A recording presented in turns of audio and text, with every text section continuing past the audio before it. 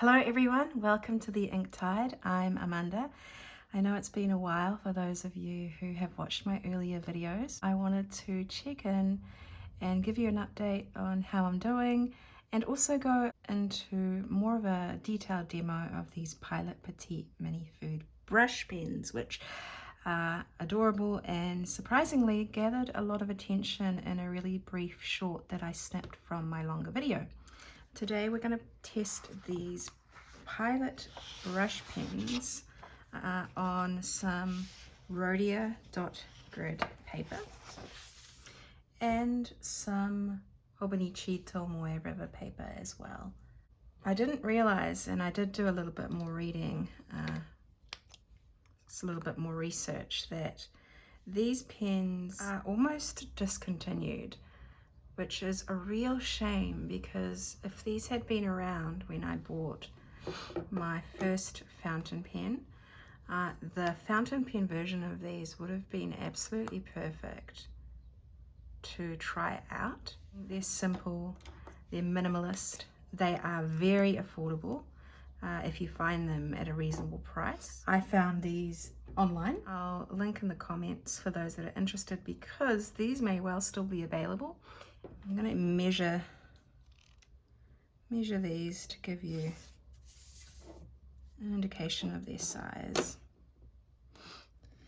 So that there is about 10.7 centimeters when it's capped, and posted it is 13 centimeters.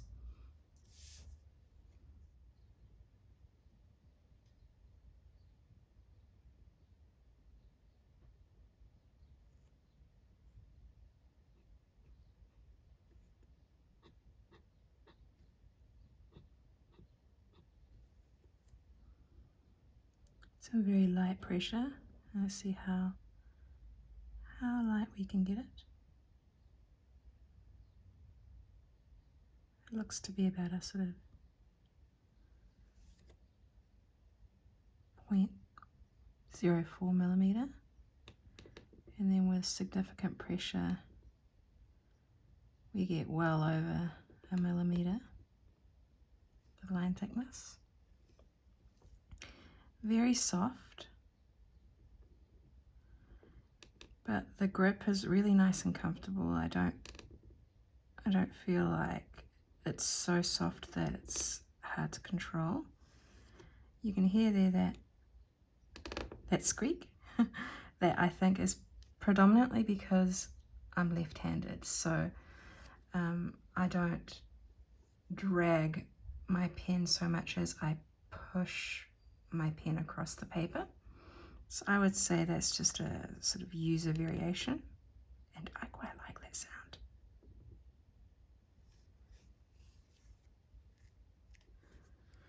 Let's see if it smudges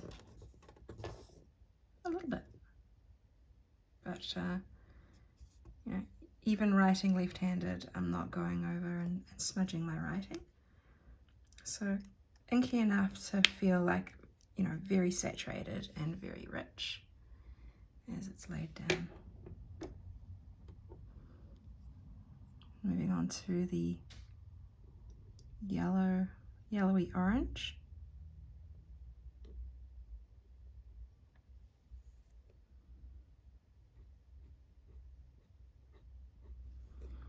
These are all the same, so expect they will perform very similarly. I just wanted to go through the anatomy of the pen close up as well, just so that you can see it.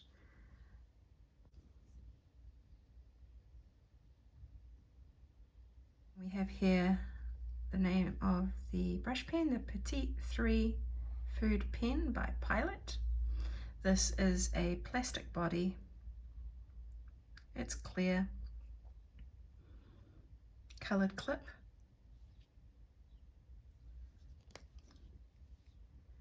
Very simple cap. I haven't been particularly careful with these and I haven't noticed any issues with the ink going anywhere. There's the brush. Very small but very soft. Here the body just unscrews.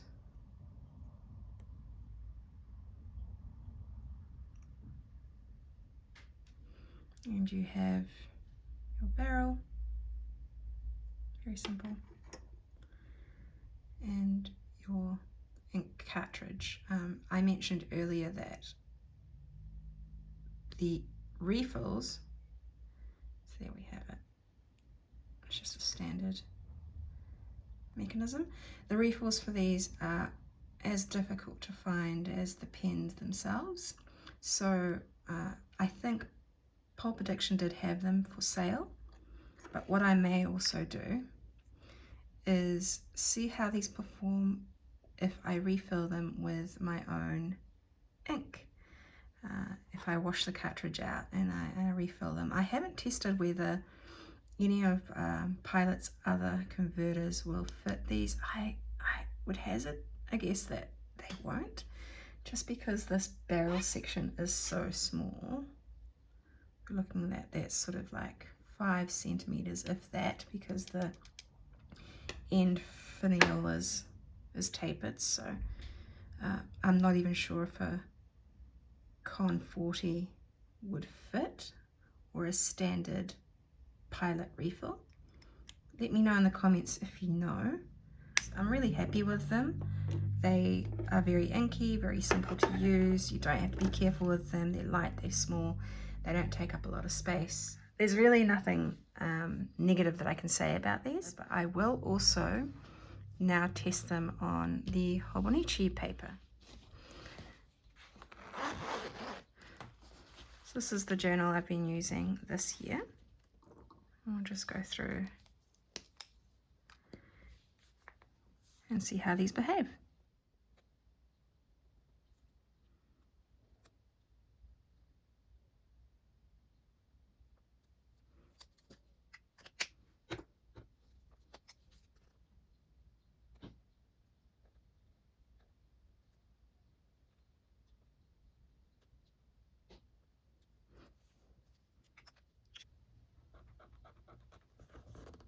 Ooh, okay, so we get quite a lot more smudging on the Tomoe River paper, so I guess we can deduce from that that they will require a little bit more drying time, than on other papers. So the ink is more, looks more bright on the Rhodia, but more saturated and slightly darker on the Tomoe paper. Let's have a look and see how things look on the other side. The moment of truth. So it is showing through. If we were to, write on the other side, sort of would detract a little from what you can see. This is the 2025 paper though, so I think I will retest these on the 2026 Hon and Weeks. Yeah, there's a balance to be had there with the level of ink saturation that you do have.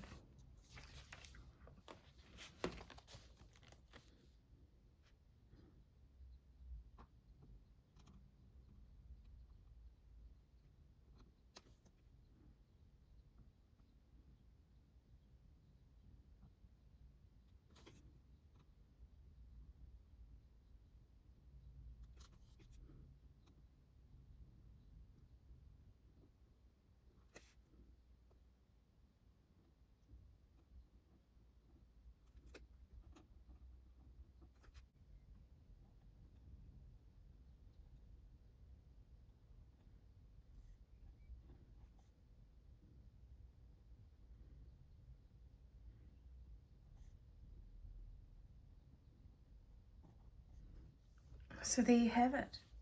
They're fun to use, they're rich, they're saturated, they're great performers, and yeah, highly recommend. Now what I thought I would do is just go through my Hobonichi journal over the last couple of days and give you an update on how I'm doing. Last video that I updated, I was not feeling all that well. I'd hurt my foot, and as it turns out, significantly hurt my foot. I returned to the hospital for x-rays and a CT scan because I was adamant that it was something far more than a sprain. And as it turns out, it was indeed a fracture. It was 3 fractures. So if you didn't watch my video, my earlier video, essentially I was very clumsy. I was walking down the stairs late at night. I hadn't turned the light on and I tripped and I landed basically with my entire body weight on my right foot with my ankle sort of turned in. And the stairs in my home, they end on very hard tiles. So yeah, my foot definitely lost that battle. And the pain was excruciating. So what I ended up doing with that fall was fracturing my 1st, 2nd and 3rd metatarsal bones, as well as tearing my Liz Frank ligament, which I've learned a lot about recently, and I had no idea about before this injury. As it turns out, it is a very important ligament in your foot. It essentially works to keep your midfoot in place so that it can withstand the weight of you pushing off as you walk, as you run, as you do any sports. This essentially is a career-ending injury if you were someone who did elite sports or really enjoyed long distance running or ballet or anything that requires a lot of that type of explosive movement.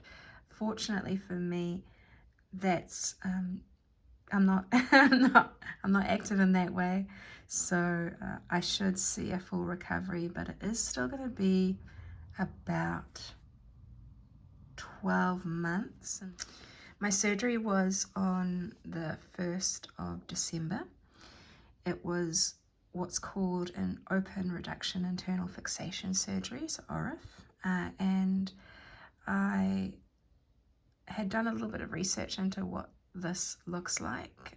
Essentially, they make some surgical cuts along the length of your midfoot to access your metatarsal bones, and then they go in there and they position everything as it should be, if it weren't broken and if your ligament wasn't torn, and they fix all of that in place with metal plates and screws.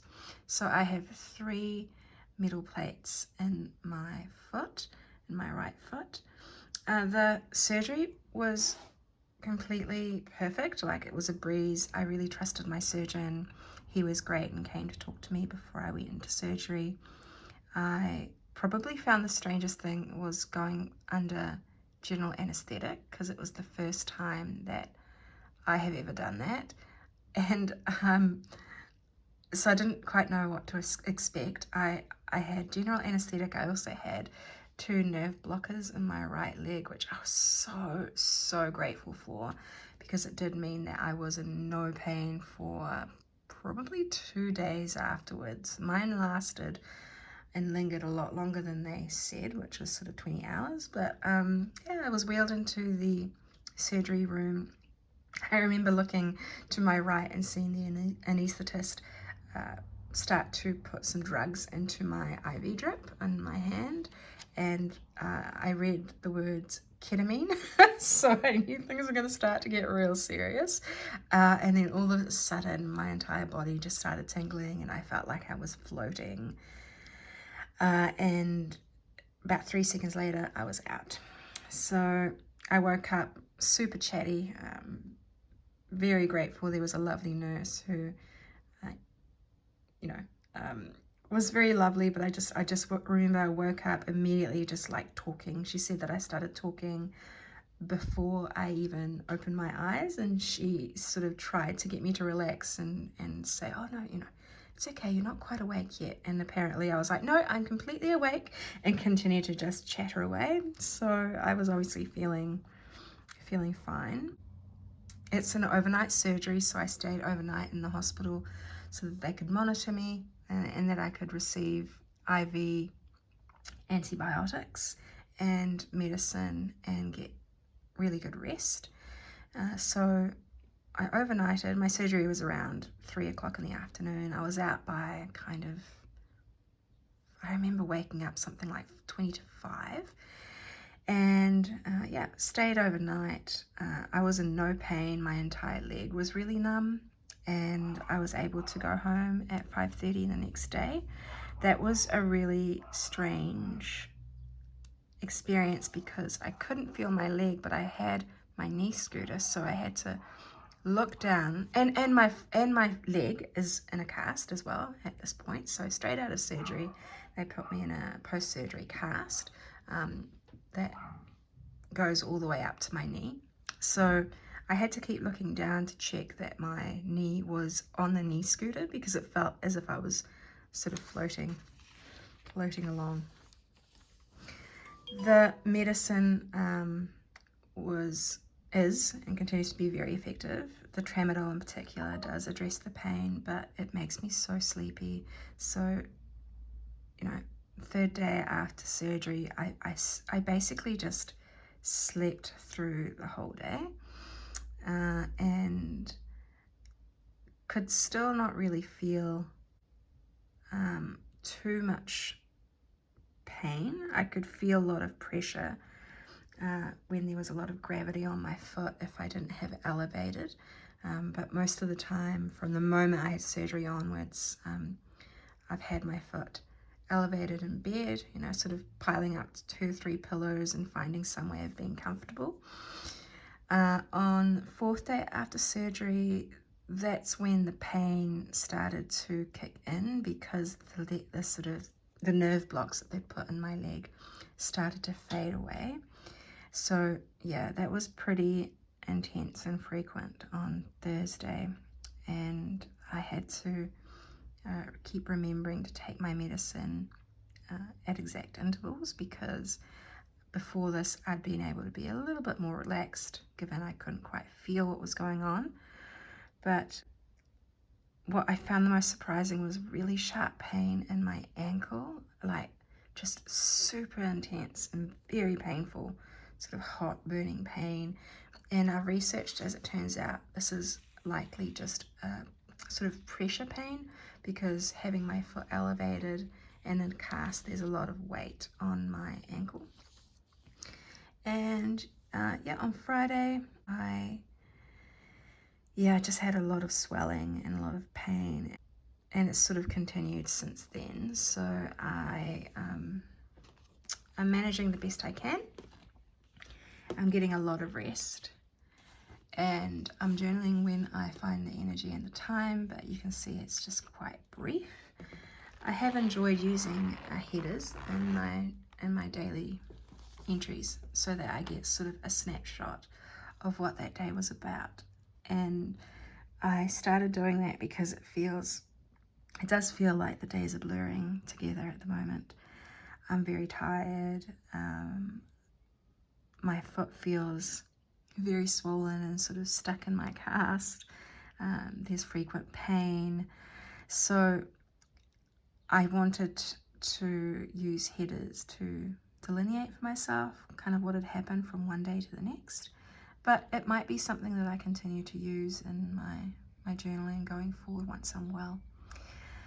What is next for me is a visit to the fracture clinic. So I'll be going to the fracture clinic in a couple of days and having a catch up with my surgeon and having my cast removed so that they can check and see how my wounds are healing, my surgical wounds, and how my foot is looking generally.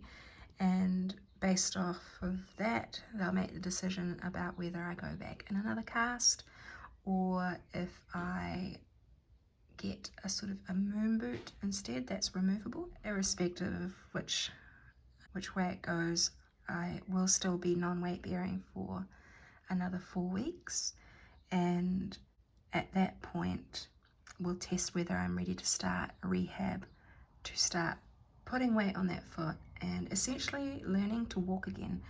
It's quite shocking to me how significant this injury is really. This seemingly inconsequential tiny ligament that I had no idea about is actually incredibly essential to your foot's ability to take steps.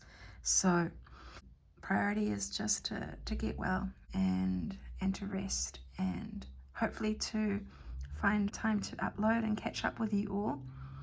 But I will say I've been in a bit of a low tide, and that's normal. It's just part of healing, and it's been difficult to not be mobile and be able to be as independent as I'd like to be, as I'm used to being. So yeah, a lot of time to think, a lot of time to rest, a lot of time to reflect. Makes you realize how much I hadn't really been listening to my body and resting and recovering before my injury. So I think one of the takeaways for me from this accident is the realization that it is so important to rest and to look after your body and to not take your mobility for granted. I'll keep you updated on how I'm doing, and I hope again that you've been well and that you've avoided falling downstairs like I have, and that you're having a relaxed December month heading towards the holiday season. Thank you all for watching, and I'll see you in the next video.